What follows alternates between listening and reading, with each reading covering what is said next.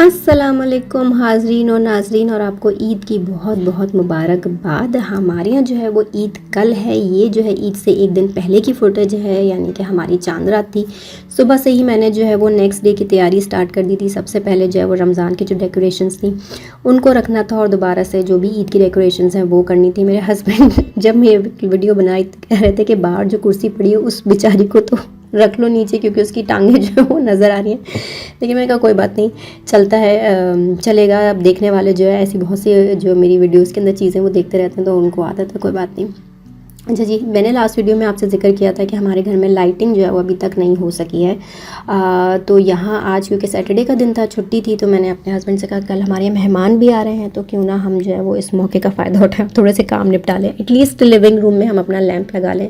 जब भी आप जर्मनी में किसी भी अपार्टमेंट में घर में शिफ्ट होते हैं तो इस किस्म की आपको चीज़ दिखती है, यानी कि बल्ब जो है वो दीवार नहीं सीलिंग पे से लटके हुए नज़र आते हैं। इनफैक्ट हम जो लास्ट अपार्टमेंट में 4 साल रहे और वहाँ के जो मेन रूम्स थे उसमें तो इंस्टॉल हो गए थे लैंप्स, लेकिन 1 से 2 कमरे ऐसे थे जो कि अभी तक भी उसमें बेचारों में बल्ब ही लटके हुए थे। तो ये बड़ा काम है जो काफ़ी लेट हो जाता है करने में, क्योंकि लाइट तो जल रही है और बंद भी हो रही है, तो ऐसा आपका ध्यान उस पर जाता नहीं है। लेकिन शुक्र है कि हमारा लिविंग रूम और एक और बच्चों के कमरे का है लैंप, वहाँ पे जो है लैंप्स लग गए हैं।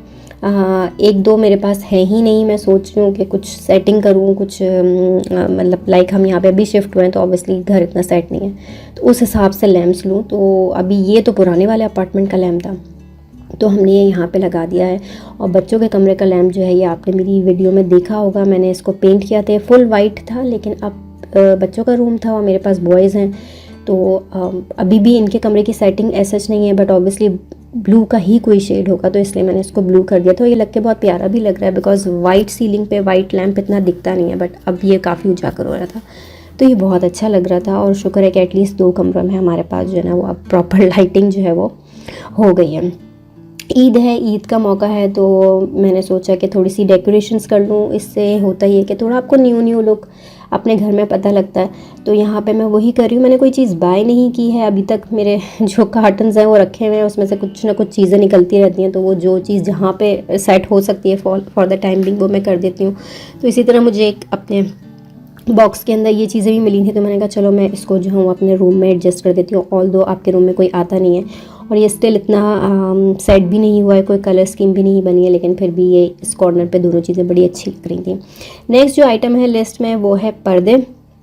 पर्दे मुझे चेंज करने हैं। वो उसकी वजह ये है कि यहाँ पे जो है ना टाइमिंग्स चेंज हो गए हैं। अब हमारे और पाकिस्तान के बीच में सिर्फ 3 घंटे का फ़र्क रह गया, तो अब जो धूप है वो काफ़ी देर तक रहेगी, लाइक समझ में तो 9:30-10 बजे तक रहेगी। तो ये जो करंट पर्दे अभी आप देख रहे थे, इससे तो बहुत धूप आती है, तो सुबह सुबह ही जो है वो आँख खुल जाती है। तो हमें पर्दे यहाँ पे चेंज करने थे, लेकिन हम लेट गो कर रहे थे कि चलो देखेंगे बाद में। तो अब वो टाइम आ गया है कि पर्दे फाइनली चेंज करने हैं। मेरे पास पुराने वाले अपार्टमेंट में ब्लू कलर स्क्रीन थी, कमरे की मैंने रखी थी, उसी के हिसाब से आपको चादर भी दिख रही होगी, लेकिन अब मैंने सोचा इसको चेंज करते हैं और मैं ग्रीन का टोन जो है वो सोच रही हूँ।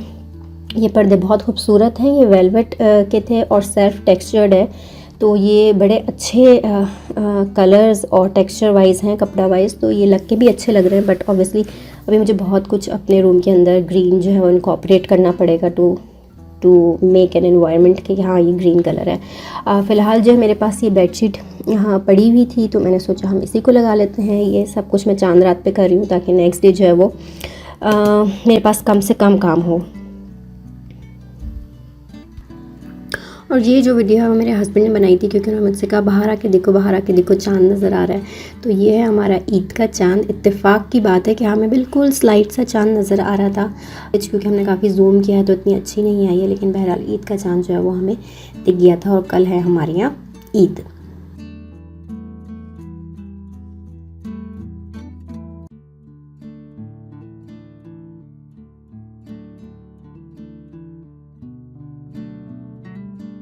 अच्छा जी, हुआ ये कि जब मेरी अम्मी आई थी तो मैंने उनसे कहा था कि आप जो है शीर खुरमे का पैकेट साथ में ले आइएगा। ऑल्दो यहाँ पे मिलता है, लेकिन मैं फिर भी एहतियातन चीज़ें मंगा लेती हूँ कि जब आ ही रहा है कोई तो चीज़ें लेता हुआ आ जाए। लेकिन उस वक्त शायद उन्होंने मुझे बताया होगा, मेरे जहन से निकल गया, क्योंकि ये 2-3 महीने पहले की बात है। अब जब मैं आज सुबह संडे के दिन, ईद वाले दिन बनाने खड़ी हुई हूँ शीर खुरमा, तो पता चले ये शीर खुरमे का नहीं बल्कि फिरनी का पैकेट था और मैंने कभी फिरनी पहले ट्राई नहीं की, इसलिए मुझे बिल्कुल आइडिया नहीं था कि ये कैसे बननी चाहिए, इसकी कंसिस्टेंसी कैसी होनी चाहिए। खीर तो थोड़ी थिक होती है, फिरनी आई थिंक के इतनी थिक नहीं होती है, लेकिन बहरहाल फिर भी मैंने इसमें थोड़ी सी एक्स्ट्रा सवैयाँ ऐड कर दी थी और इसकी कंसिस्टेंसी जो है वो शीर खुरमे की तरह रखी थी, इसको ज़्यादा पकाया नहीं था। मुझे आइडिया भी नहीं है कि फिरनी को कितना पकाया जाता है, क्योंकि या तो हम खीर खाते हैं या फिर वो शीर खुरमा, तो फिरनी का मुझे बिल्कुल आइडिया नहीं था। लेकिन बहरहाल जो भी था, क्योंकि पैकेट का था, चीज़ें अच्छी थी, तो ये बहुत मज़े का बना और अच्छा लगा। एटलीस्ट मेरे हस्बैंड को तो अच्छा लगा, मुझे भी ओके ही लगा था। लेकिन शीर खुरमे की एक अलग ही बात होती ईद के मौके पर, तो वो हमने मिस किया, लेकिन मेरी मिस्टेक थी, मैंने पहले से देखा नहीं और जब मैं बनाने खड़ी हुई तो पता चला कि ये फिरनी है। लेकिन बहरहाल अच्छा रहा था।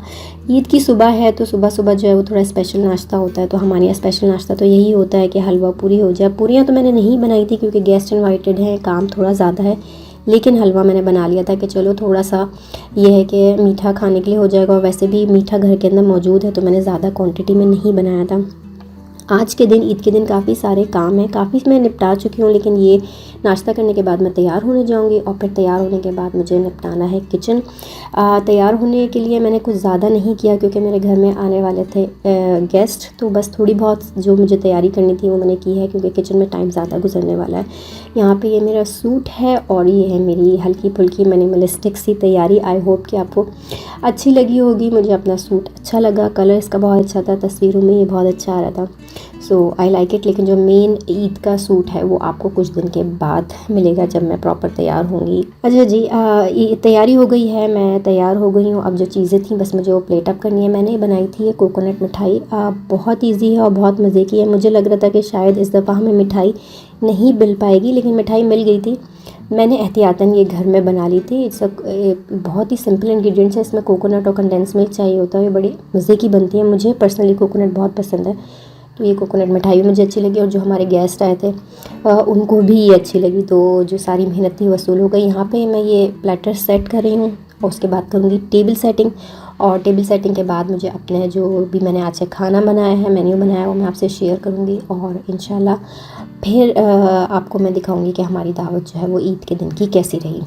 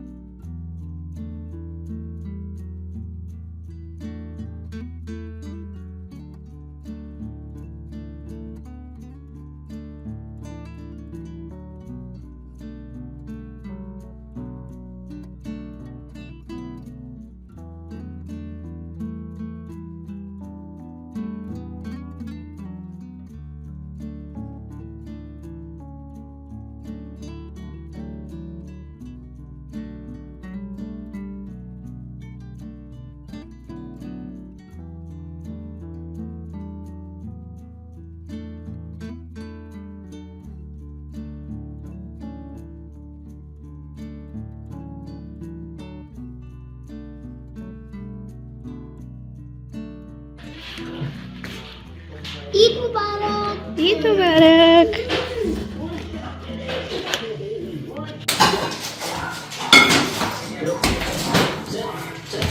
अभी अस्सलाम वालेकुम, ईद मुबारक। ये आपकी थैंक यू सो मच। है something new. Oh my god, thank you. Eid मुबारक। जी हाँ, तो मेरी टेबल सेटिंग हो गई है, सारी चीज़ें भी हो गई हैं। अब सिर्फ लास्ट चीज़ें हैं। मैं यहाँ पे बिरयानी पे दम देने वाली हूँ। गेस्ट हमारे आने वाले हैं, तकरीबन उनको 2 बजे तक आना था और अभी 1 बजे का टाइम है। तो मैंने सोचा कि सालन तो मैंने पहले से ही प्रिपेयर कर लिए थे, लेकिन चावलों की डिश जो थी वो रहती थी, उसी वक्त मुझे दम देनी थी ताकि वो गरम गरम जो है वो हम सर्व कर सकें। मुझे एक बड़ा फ़नी कमेंट आया क्योंकि मैं अभी रमज़ान ब्लॉग शेयर करी थी, उसमें पराठे बन रहे थे तो तवा भी था, तो मेरे एक फ्रेंड ने ही कहा कि प्लीज़ तुम अपना तवा तो चेंज कर लो क्योंकि उसकी बहुत ही बुरी हालत हो रही है, तुम उसको क्यों यूज़ कर रही हो। तो मुझे खुद भी अंदाज़ा था जब मैं उसे शेयर करी थी कि यार इतना गंदा संदा तवा है, लेकिन मैंने उसको जाने दिया, इसलिए क्योंकि हम लोग पराठे नॉर्मली नहीं खाते, रमज़ानों में ही बन रहे होते हैं। तो तवा मुझे चेंज करना था, तो मैंने सोचा कि उस तवे को मैं मतलब 100% घिस लूँ, अच्छे से उसको इस्तेमाल कर लूँ, उसके बाद ही जो है वो नया तवा निकालूंगी, क्योंकि अगर मैं नया तवा निकालूंगी और उस पर पराठे बनाऊंगी तो वो अगेन ख़राब हो जाएगा। तो फाइनली वो तवा जो है वो मैंने फेंक दिया है। तो उसके अलावा अगर कोई और भी है जिन्होंने नोटिस किया कि मेरा तवा बहुत ख़राब था, तो उनके लिए अच्छी न्यूज़ ये है कि मैंने उस तवे को अब फेंक दिया, और इंशाल्लाह अब अगर तवा आप देखेंगे मेरे पास तो वो अच्छी हालत में होगा।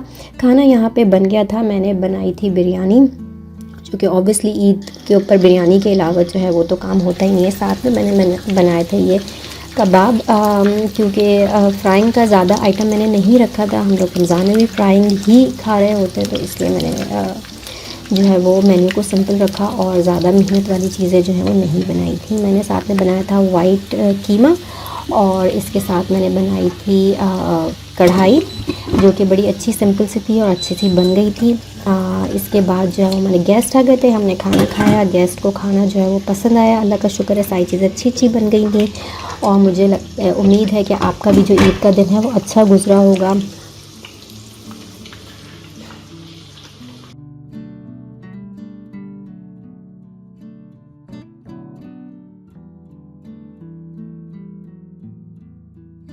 मेरी तैयारी जो कि कोई ख़ास नहीं थी, लेकिन फिर भी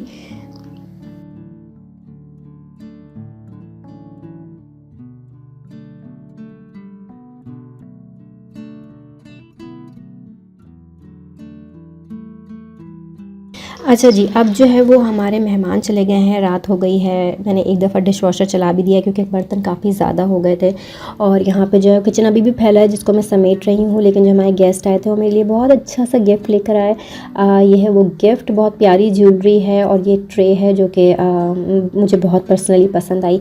आई होप कि आपको जो है वो मेरी वीडियो भी पसंद आई होगी। इंशाल्लाह फिर ईद की दावत पे आपसे मुलाकात होगी। तब तक अपना बहुत ख्याल रखिएगा और अपने आसपास के लोगों का भी ख्याल रखिएगा। और अगर मेरी वीडियो अच्छी लगी हो तो प्लीज़ उसको मेरे चैनल को सब्सक्राइब भी कर लीजिएगा। टिल देन टेक केयर, अल्लाह हाफिज़।